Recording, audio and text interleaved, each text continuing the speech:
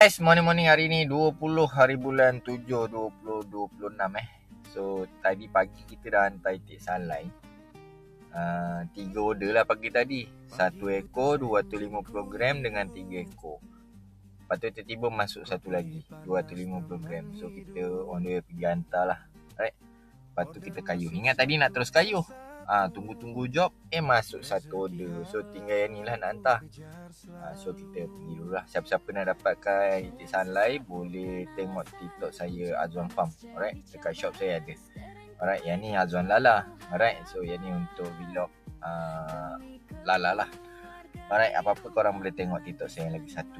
Alright, so stay tune. Hari ni apa job saya pun tak pasti lagi. Tapi seremban hujan hari ni, kemungkinan kita naik KL kejap lagi. Seremban hala KL hujan nilai sekarang dekat almost sampai nilai lah. Alright, depan ni ada Hong. Hong ada dekat depan.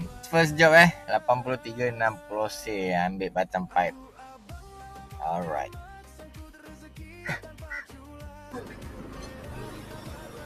Next job RM81 Alright.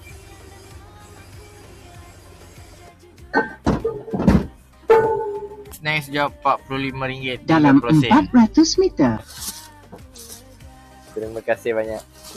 Sendiri tapi kita tak ada, kita banyak syarikat ambil. Okay guys, kita dah selesaikan 3 job. So kita dapat redeem RM6 bonus. Alright. Next job RM60. Ni tadi dia RM40 lebih. Lepas tu dia tambah RM13 10 sen priority fee. So saya slide lah. Nak pergi ambil 13 minit je. Bismillahirrahmanirrahim. Alright. Boleh tahan berat motor ni. Weh, suku lagi ringan ni tak? Yeah.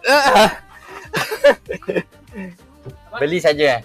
Beli saja, tak nak tengok. Oh yo, stay. Saya semalam beli saja, tak nak tengok. Ya. Sudah dengan kedai modify. Saya petang baru call dia saja. Oh. Wah, dia cakap you beli tak ada tengok, dia kata. Tak payah tengok lah. Tak payah tengok Dia okey, kita okey saja. Okay. Guys, cukup lah. Kita pulang lah, alright.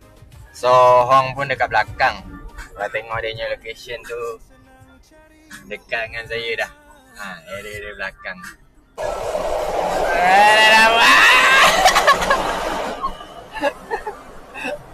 Ya, kita balik lah. Suka hari ni.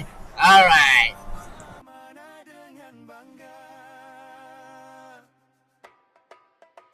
Pagi buta enjin ku hidup, api panas teman hidup.